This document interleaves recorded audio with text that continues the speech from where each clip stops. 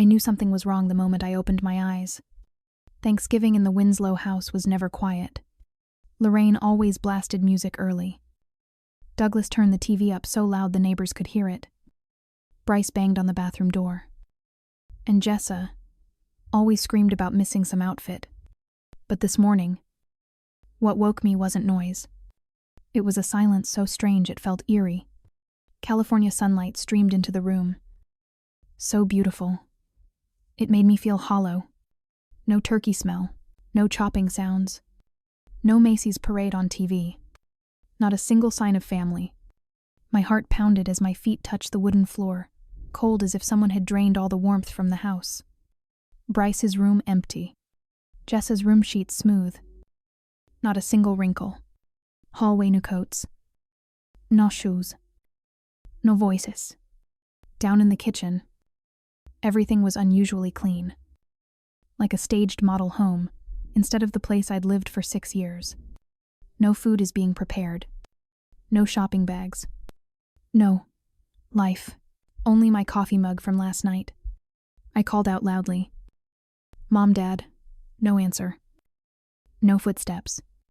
I checked my phone new messages. No missed calls. A chill crept from the back of my neck down my spine. I opened my contacts and nearly dropped my phone. Every contact from my family gone. The first person who picked up was standing in front of the sound of ocean waves. I tapped the only number I still remembered by heart, Uncle Raymond. The line rang, and after just 3 short rings, he answered. Harper.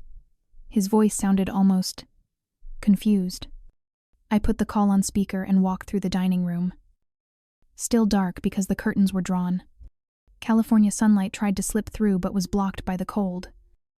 Heavy darkness of the 5-bedroom house. Where are you? Where did everyone go? I waited to hear a TV.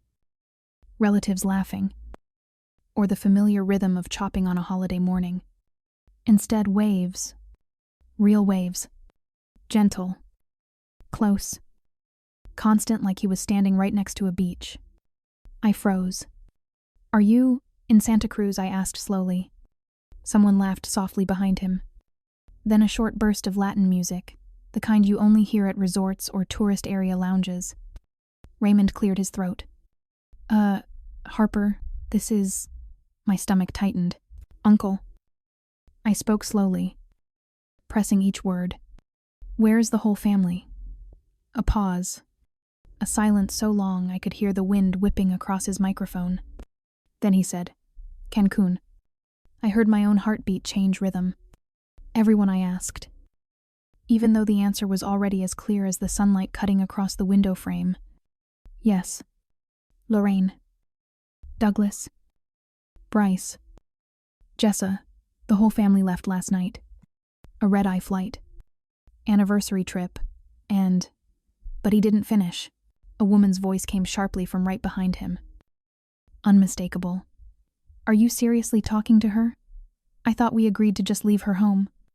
My heart dropped straight into my stomach. No more room to sugarcoat it. No more. Maybe they forgot to tell me. No more. They'll come back to get me later. Jessa had just confirmed the one thing I hadn't dared to think. They left me behind on purpose. Raymond lowered his voice. Jessa. Enough. But it was too late. He exhaled a sigh from someone who knew he had just exposed a family secret he didn't fully agree with, but also didn't have the courage to stop. Harper, he said softly. They thought you were busy. And I think they didn't want you to worry about the cost of this trip. Cost. The word felt like someone dragging a knife along a half-healed wound. I leaned on the kitchen counter, my fingers gripping the cold granite edge. I filled the SUV with gas last night. I said it evenly. I cleaned the living room. I bought Lorraine's favorite bottle of wine. I thought the whole family would be driving to your house. Raymond swallowed hard. Harper. I know. They think you're fine. You're always fine. A sentence that sounded like praise but landed like an insult. You're always fine meant I always carried. Always paid. Always handled. Always endured. And always stayed quiet. A kind of fine big enough for people to lean on. A kind of fine convenient enough for people to take advantage of. And then the thought hit me like a slow, stinging slap. They didn't forget me. They didn't overlook anything. They wanted me gone from that vacation. I looked around the kitchen where I paid for the new refrigerator, the new cookware set, and the new espresso machine, everything sitting still. Reflecting the truth with painful precision, I had always been the logistics person, never the welcomed one. I heard Jessa laugh again on the line. Soft but full of annoyance. Just hang up. Uncle Ray. She'll figure it out. Figure it out, meaning what? That they expected me to eventually realize they'd left the state. That they used the money I contributed every month to enjoy a luxury vacation, that I didn't count as part of the Winslow family on the most important holiday of the year. Raymond tried to speak over the noise. Harper, I'm sorry. I think you should. I hung up before he could finish. Not out of anger, but because the sudden silence made everything clearer than any explanation ever could. I stood alone in the kitchen. California sunlight slipped through the window, shining on my coffee mug, the only proof I existed in this house this morning. I looked at the calendar on the fridge. Thanksgiving. Family dinner, the line I'd written in black marker last week. Below it was the list of tasks I had done: clean guest bathroom, fill SUV gas, pick up wine, prep kitchen. I read each line again.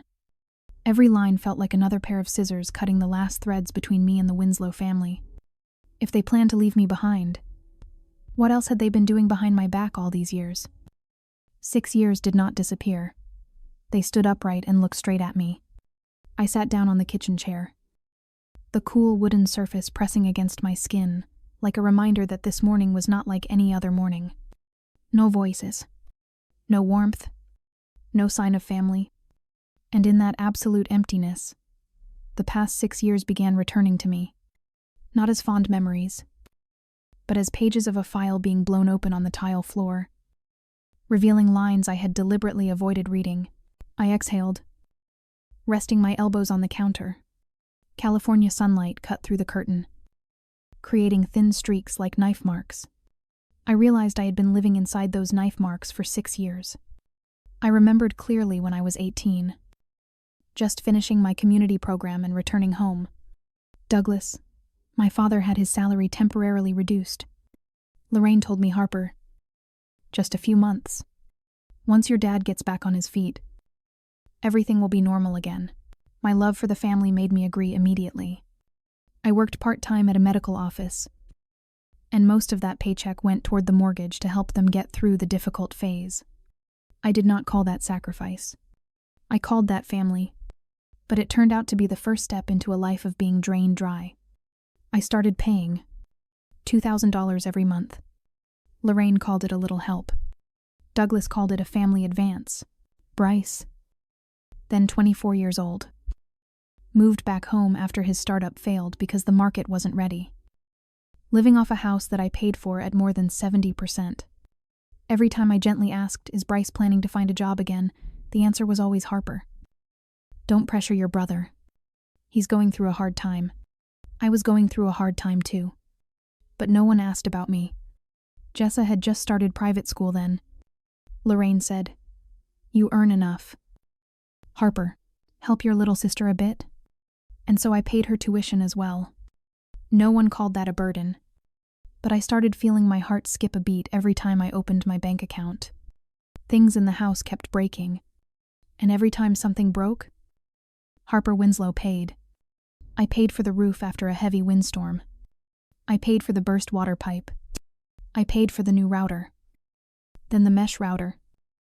Then the Wi-Fi extender for Bryce to job hunt faster.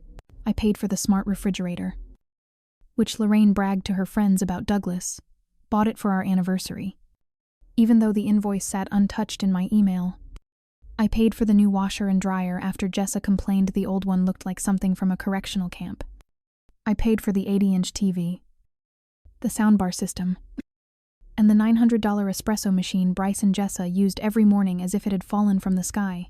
Every item was a piece of my bone being pulled out. But they called it the responsibility of an adult. They lived as though I wasn't helping, but repaying a debt to them I remembered one summer afternoon last year, an afternoon that made me understand I did not belong in the Winslow family in the way they claimed. Lorraine was showing off the new kitchen I had paid for to her friend Siwi. Invested in a beautiful kitchen because my husband and I saved well. I stood there holding grocery bags, my insides twisting. But Lorraine continued. Good thing Harper is here. She still lives at home because she likes being close to family. No. I was there because I was the financial pillar they didn't want to lose. Another evening, Bryce said casually. You pay for the Wi-Fi, so you should be happy. I use it to submit job applications. I wanted to say, you have been applying for 8 months. Bryce. But I swallowed it. Jessa was even more blunt. Filling gas for the SUV is the least you can do. You're the one who uses it the most. I did not. They did. But the truth in the Winslow house was, I pay, they use. I opened a kitchen drawer, pulled out a small notebook, and placed it on the counter. Then I opened the calculator app. I started typing numbers I had ignored because the family was struggling. $2,000 times 72 months, plus $18,000 in home repairs, plus $9,000 in major appliances, plus $6,000 in gas, tolls, and miscellaneous expenses, plus countless unnamed costs. The total appeared on the screen, $144,000 plus.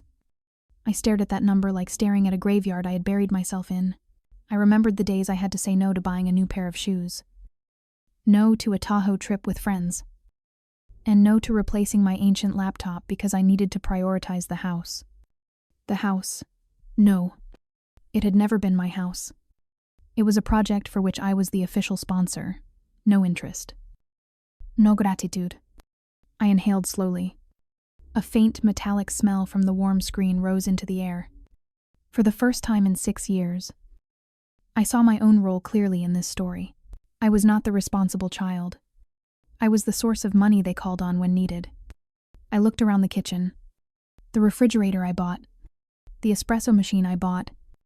The LED cabinet lights I paid for them. Even the warmth of this house mostly came from my labor. And then I looked at the line I wrote last week on the calendar, Thanksgiving family dinner. Family. If I were truly part of the family, why didn't they take me with them? I stood upright, looking at the numbers on the screen one last time. A thought, sharp as a blade, sliced through my mind. If they have grown comfortable living off me, then it's time they learn how to live when I disappear. Clarity did not make me angry. It made me certain. And that certainty would lead me to a decision they never believed I would dare to make. There are afternoons that make you realize you've been standing in the wrong place for many years. Afternoons in Walnut Creek have a special kind of light gold like honey, slipping through the window and sliding across the wooden floor. I stood in the familiar kitchen, the place I had spent 6 years keeping from falling apart. And for the first time, it didn't feel like it belonged to me. No more sting. No more hollow ache. Only clarity cold. But dry and clean like freshly wiped glass. Cancún. They had flown to Cancún with the very money I poured into this house. The living room, where Lorraine used to gather her friends and brag about every interior investment that I was the one who actually bought. I stepped toward the glass cabinet. A thin layer of dust on the shelves made me laugh one short. Brittle laugh. They went on vacation. But no one cleaned the house before leaving. They assumed I would stay behind and take care of everything like every other year. Bryce's room. A desk full of unsent job applications. An expensive shoebox tossed on the floor. I touched the mesh router in the corner, the one I bought to support his job search. He never knew its price. He never even asked. Jessie's room. The vanity lights were still on, and her expensive skincare was lined up, like they were competing for attention. The 3-speed hairdryer she used every morning was still plugged in. All of it, paid for by me, but I moved through the house lightly. As if it wasn't. They had abandoned me long before today. I stopped in front of my parents' bedroom door. My hand brushed the doorknob, then withdrew. A line from Lorraine flashed in my head at our aunt's birthday party. Harper is always fine. She's very independent. That day I stood by the salad table, holding plates for everyone. Independent. In their mouths. Meant she doesn't complain. So, we don't need to care. Bryce once said, "You should be happy you pay for the Wi-Fi. I use it for job hunting." Jessa added, "Of course you pay for gas. You're the one who works the most." I used to think they were thoughtless. But no, they understood perfectly. They knew I would pay. And they built their lives around that fact. Nothing about it was accidental. I just took too long to see it. What am I doing in this house? That was the most important moment. I looked toward the front yard. The afternoon casting gold across the quiet row of homes. Sparrows hopped along the roof lines as if nothing had changed. But inside me, everything had. What am I doing here? The question stretched tight in my mind like a rope that could no longer bear the weight. I was paying to live with people who did not see me as one of them. I had maintained, repaired, and held this house upright, and they didn't bring me along because, whether I was here or not, their lives stayed comfortable. I lived for them for 6 years. But they couldn't spare a few seconds to add my name to the trip list. If you're still following the story and something feels familiar, leave one comment so I can thank you. It lets me know you're still here and you're not alone. I opened the kitchen drawer to grab my notebook, the thing I thought I needed. But the first thing I saw wasn't a notebook. It was the SUV key, the car I filled with gas every month, the car Bryce and Jessa used until the seats wore down, the car whose insurance I paid, the car that I had never driven even once for a fun outing. I picked it up. Cold metal rested in my palm. If there was one object that perfectly described my role for the past 6 years, it was this, a key to a car I paid for. But others decided how it was used. I stared at it for a long time, and in that moment, I felt my whole body shift. Not a jolt, but a gear change. My heartbeat steadied, my breath aligned, and the weakness in my chest evaporated like mist under sunlight. I no longer stood as the victim. I stood as someone who finally saw the entire truth. I placed the key on the table. A small, sharp sound, but loud enough to close 6 years of my life. I inhaled deeply. No shaking. No pain. Only one sentence echoed in my mind. Crisp as a lock clicking shut. If they can live without me today, they can live without me forever. I am not anyone's ATM. I am not a tool for maintaining their comfortable lifestyle. I am not the ground they stand on. I am me. And I will leave. Tomorrow, everything will begin to change. I lived for them for 6 years. Tomorrow, I will live for myself. It wasn't a scream, but a tiny click inside me that changed everything. I stood still in the kitchen, my hand resting on the granite counter. No shaking, no sting, no numbness. Just a moment of absolute stillness, the kind of silence you hear only after every illusion has died. And then, it happened. Not pain, not anger, but a click, a small sound. Yet, so clear I almost thought I heard it aloud. A sentence formed, "I'm leaving." Not an intention. Not a thought. A decisión. I walked out of the kitchen. My steps light like the weight of 6 years had just fallen behind me and dissolved into dust. I opened my laptop and pulled up my notes app. A title appeared as I typed, "Items purchased by Harper Winslow." I began writing, 80-inch TV, Bluetooth soundbar, smart refrigerator, washer and dryer, espresso machine, mesh, Wi-Fi system, router, modem. The stainless steel cookware set I bought after the old one dented 6 dining chairs, memory foam mattress, living room pendant lights, all the towels and bed linens I bought, air purifier, cordless vacuum, kitchen knife set. I sat back and read the list. It looked more like an asset inventory report than a personal note. Every line was a bone I had contributed to this household.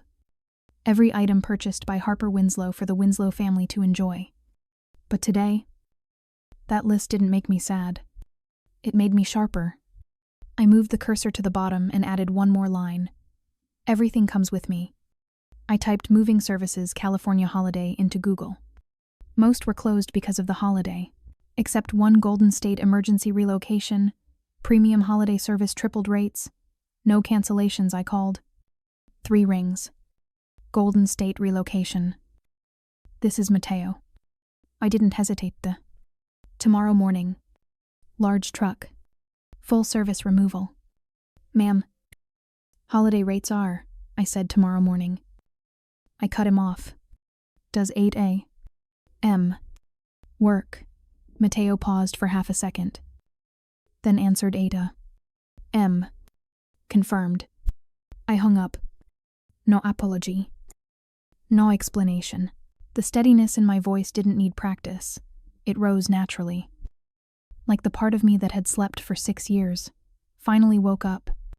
I took the roll of yellow stickers from the drawer. A bright color, hard to miss. The living room first. I placed a sticker on the lower corner of the TV. Neat. Precise. Assured. I remembered Bryce watching basketball on that screen, shouting whenever his team scored. I remembered Jessa taking Instagram stories in front of it with the caption, Sunday vibes. Neither of them ever paid a cent for it. Neither ever asked how much it cost.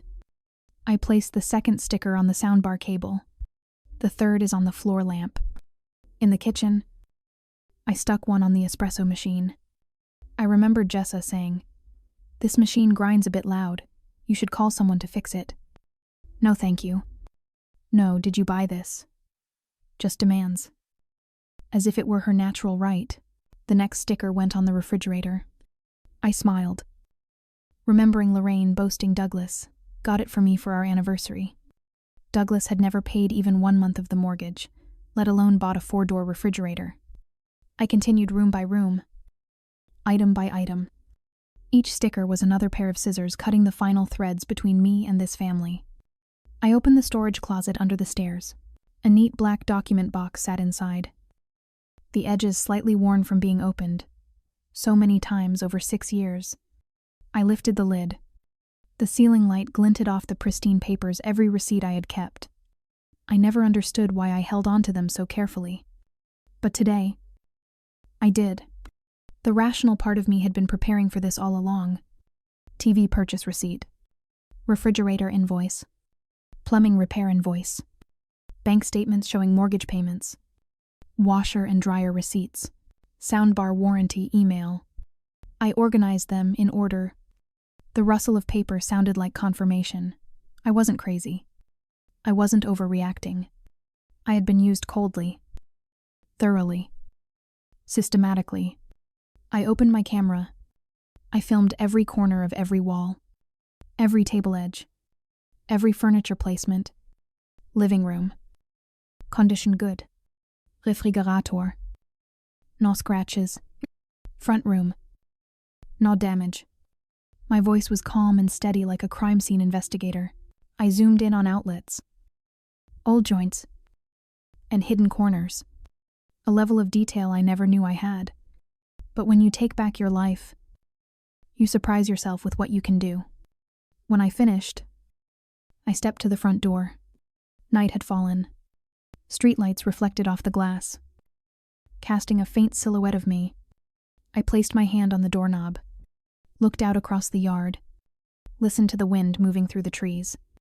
I whispered to myself, for 6 years they used me. Tomorrow, I walk away. I turned off the lights, locked the door from inside, and walked back upstairs. Tomorrow, this house will no longer belong to me, but everything that ever belonged to me I will take with me. When the moving truck backed into the driveway, I understood today wasn't moving day. This was the day I cut the final string tying me to them. 8:00 a.m. The sound of the truck backing into the driveway came in 3 deep Terrian sinning the ray. Decisive beeps, an opening note to the next chapter of my life. The California air was crisp, thin like a sheet of mist spread across the grass in the front yard. I put on a denim jacket, held a water bottle in my hand, and stood at the door, as if I had been waiting for this moment for 6 years. The truck lights turned off. 4 men in uniform stepped out, led by a tall one with broad shoulders and leather gloves. Ms. Winslow. His voice was firm and professional. "That's right," I replied.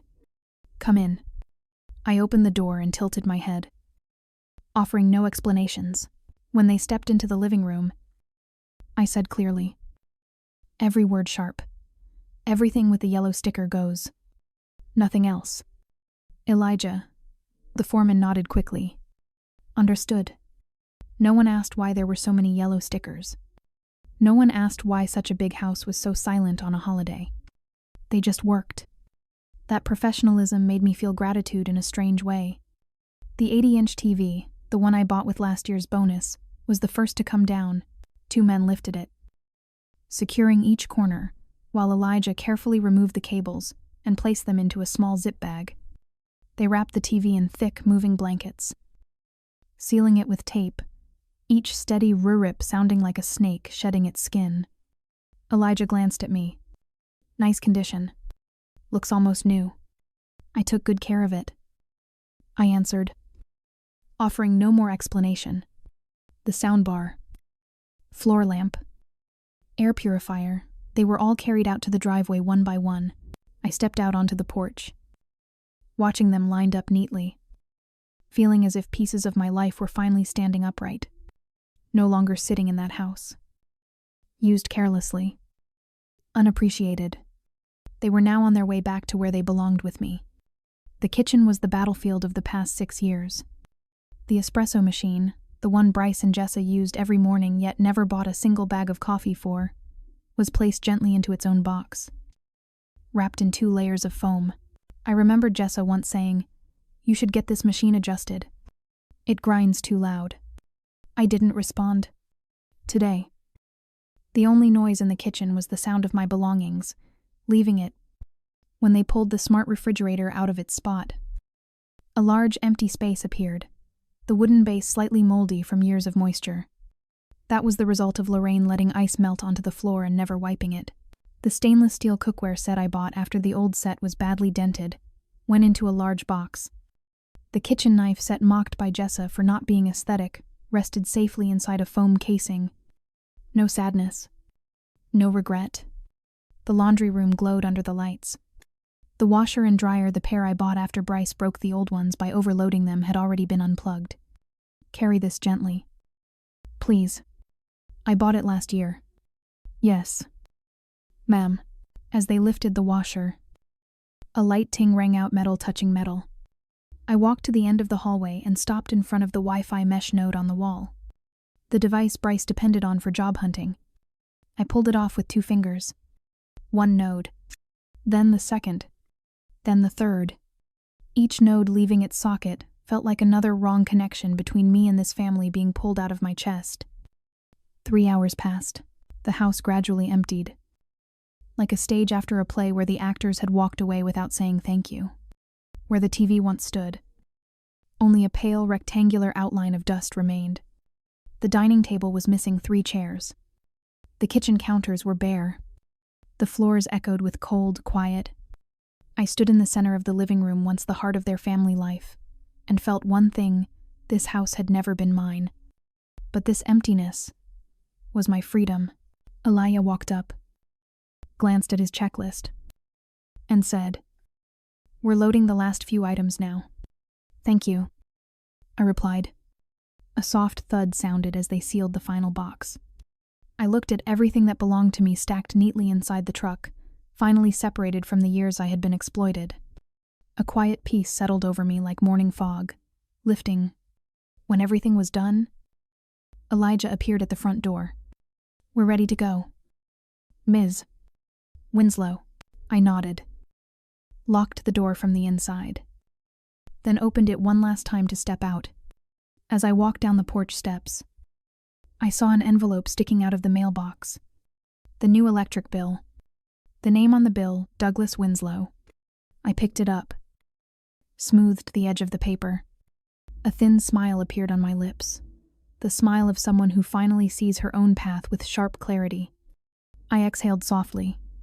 Phase 2 begins. The silence of the house felt like the silence of a body drained of its soul, and finally, I felt light. The last bit of afternoon light slipped through the large window, stretching into long stripes across the wooden floor. Those bright patches shone directly onto the newly exposed empty spaces, the wall where the TV used to stand. a faint rectangular outline of dust, the dark hollow where the refrigerator had been, and the corner of the kitchen counter with the faint hand-shaped mark where I used to set the espresso machine. Every time I stepped, my shoes echoed like footsteps inside an abandoned warehouse. No furniture, no humming from the AC, no clinking dishes, only my breath and a feeling of release. I realized I wasn't leaving this house. I was leaving the version of myself they had exploited for 6 years. I set the binder on the table and opened my laptop. The cold blue light of the screen reflected across my face, making the whole room feel even emptier. I opened the first tab. BG, electricity. The cursor blinked on the terminate service button. I inhaled deeply, not from hesitation, but because everything was finally aligning. Click. Next was East Bay Water. Tiny words appeared. Your service will be disconnected within 48 hours. Click. Xfinity Fiber Internet. The usage history appeared like a long report streaming. Gaming. Social media. All theirs. Not mine. Click. Each click was the final sentence in the ending I was finishing. I dialed PG and Edo confirmed the request. Thank you for calling PG and E. How may I help you today? I'd like to disconnect electricity at 1948 Linden Crest. Effective tomorrow. May I ask why you're terminating? Ms. Winslow. The representative's tone was polite, but a little curious. I looked around the empty room. The sunlight had shifted, shining on a patch of wooden floor that used to be covered by the sofa. Because the house is no longer my responsibility. My voice was so calm that I realized I had moved far beyond the original hurt. Understood. Final meter reading will be taken tomorrow. Thank you. I hung up. Silence settled again, heavy but breathable. The second call connected to East Bay Water. Would you like to transfer service to another resident of the home? I raised an eyebrow. If they wanted utilities, they would have to put their own names on them. Take responsibility. For the first time in their lives. No. They can request reconnection when they return. A simple sentence. But in truth, a boundary. The woman on the phone paused for a few seconds. All right. Disconnection scheduled. I heard her typing a small sound, but one that meant something enormous. The burden of 6 years was being set down. Xfinity picked up almost immediately. We're showing high streaming usage on this account. Ms. Winslow, are you sure you want to disconnect? I actually laughed a soft, thin laugh, but real enough to make my shoulders loosen. Yes, I'm sure. I looked at the patch of wall where the mesh node used to be. A faint circular dust mark was still there. Yeah, they stream a lot. I added, then smiled. But they won't be streaming this week. The representative didn't understand the comment, but I did. And that was enough. I walked down the hallway one last time. It felt like walking through the ruins of an old life. I stopped by each room, deciding what to leave behind. The old wooden chair in the living room, the one they refused to replace because it still works. The chipped dinnerware Lorraine used on special occasions. The pastel floral curtains Jessa chose even though I paid for them. I placed my hand on the kitchen cabinet edge, running my fingers along the worn surface. The things I left behind weren't objects. They were proof that I no longer owed anything to their choices. When I removed the last Wi-Fi node, the late sunlight streamed through the curtain, forming a soft halo around my hand. A moment so still I could hear my own breath. Done. Utilities. Responsibilities. My old role, all of it. I grabbed my bag, the binder, and the keys, just as I stepped outside and locked the door behind me. My phone buzzed. Ring camera alert motion detected. Front door. For one heartbeat. I thought they had come home early. I opened the video. Not them. It was Mrs. Hartley, the next-door neighbor. Standing at the doorframe, her eyes squinting as she stared into the empty interior. She leaned forward, looking at the hollow living room, then pressed the doorbell, her face full of confusion. She looked around the lawn. glanced at the empty driveway, and then stared directly into the camera as if asking, "What happened?" I pressed my lips together, gripping the strap of my bag. It begins sooner than I thought. They came back from Cancún smiling and walked straight into the nightmare they created. The rental SUV from the airport turned into the driveway, just as the Walnut Creek sky was washed in pale orange by sunset. The car door swung open, luggage clattering, flip-flops slapping. Complaints about the long flight from Cancún all tangled together exactly like a typical American family returning from an expensive vacation. Lorraine wrapped a beach-patterned scarf around her neck, still holding a souvenir turtle figurine. Douglas climbed out with heavy steps, shoulders slumped with exhaustion. Bryce tossed his backpack onto the grass, whining about his head feeling fried by the sun.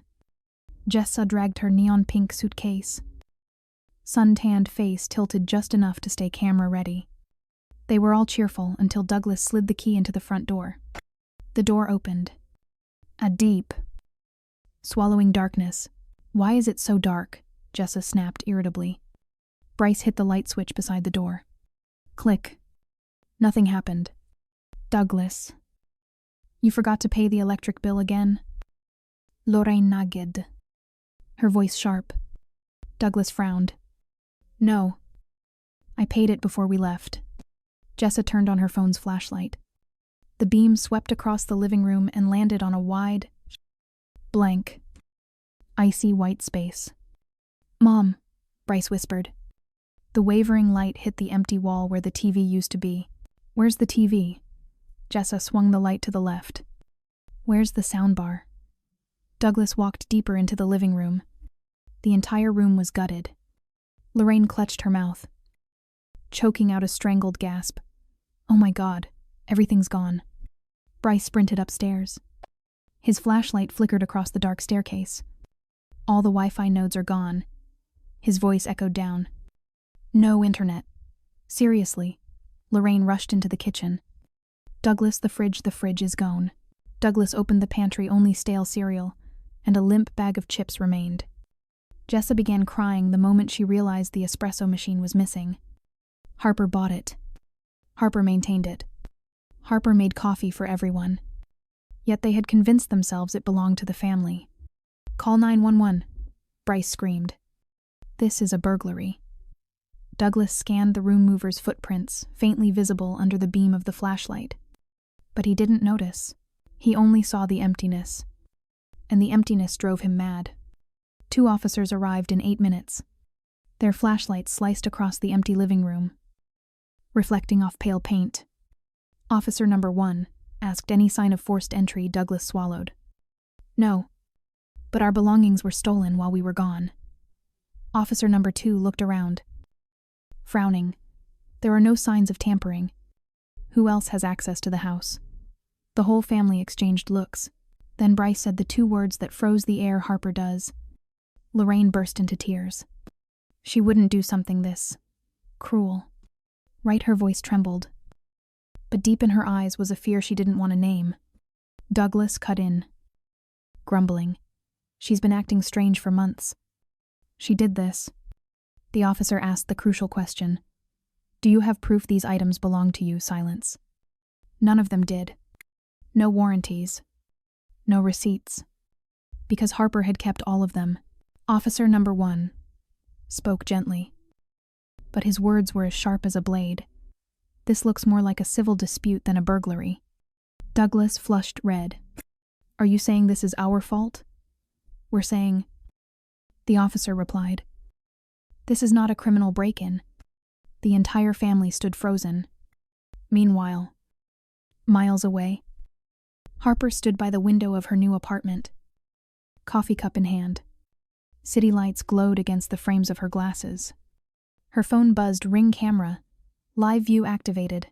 She swiped the screen. The footage appeared in crisp detail. Douglas is standing in the hollow living room, Lorraine collapsing into tears. Bryce was pacing like he'd lost his mind. Jessa holding her head in disbelief. Harper didn't speak. Didn't smile. Didn't revel in triumph. Only one emotion existed. Completion. Not revenge. Not victory. Just truth returning to where it belonged. Officer number 1 said as he left the front door, "You'll need to resolve this with your daughter. There's nothing criminal here." The door shut, leaving 4 panicked people in darkness. Lorraine trembled violently. "Call her. Call Harper now." Douglas called. The call went unanswered. Jessa sent 17 frantic texts. "Harper, how could you? This is insane. You ruined our home." Bryce slammed his hand into the wall. "She's out of her mind." In the darkness of the house they always believed was theirs. For the first time they faced the truth.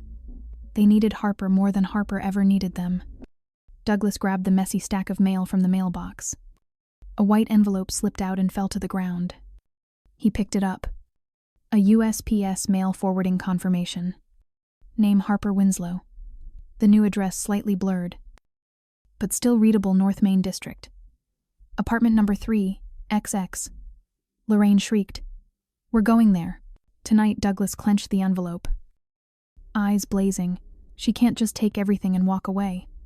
Bryce growled. "She thinks she's done with us. We're not done with her." They weren't coming to apologize. They were coming to reclaim what they believed was theirs. The door in front of me was no longer the boundary between us. It was the boundary between me and my old life. The pounding on the door sounded like a command. I set my teacup on the table, took a long breath, and walked toward it.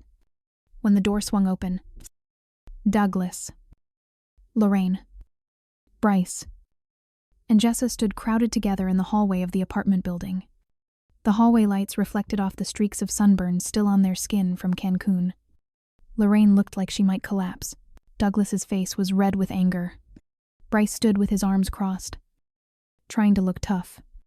Jessa's eyes were swollen, though she still tried to look tense and composed. "Harper," Lorraine choked out. "You cannot do this to your family." Douglas stepped forward. "You took everything out of the house. You disrupted our entire life. You owe us an explanation." I leaned lightly against the doorframe, my voice calm. "I did not take anything that wasn't mine. I only took what I bought, what I paid for, what I carried." Bryce cut in. "Give the internet back, and the espresso machine too." Lorraine burst into tears. "We are a family." "Harper, family is supposed to stay together." I shook my head. Not angry, not bitter. Just speaking the truth that had been silent for 6 years. I am not abandoning the family. I am simply stopping being the pillar everyone leans on without ever looking down. I handed Douglas the binder of receipts for the final time and placed it in his hands. He stared at it as if it were something he had never seen before. Douglas flipped through a few pages, his lips trembling. Every invoice, every receipt, every note, all had my name on them. "Harper." His voice shrank to a whisper. Lorraine looked at me like someone who had just lost a belief she had clung to for years. Jessa muttered, "You're really not coming back." I touched the edge of the door, marking the final boundary. I do not owe anyone here anything anymore. Then I closed the door. Not hard, not harsh. Just closing a door that had been past due for a long time. The apartment settled back into quiet. I returned to the window and picked up my still warm tea. Outside, the city lights flickered like a steady breath. The silence in the room no longer pressed me to the floor as loneliness. It was light. It was spacious. It was mine. I had not taken revenge. I had simply returned my life to the hands it belonged in. If you are still listening at this point, maybe you understand what it feels like to finally stand up for yourself. Please like and subscribe so I can share more meaningful and inspiring life stories with you.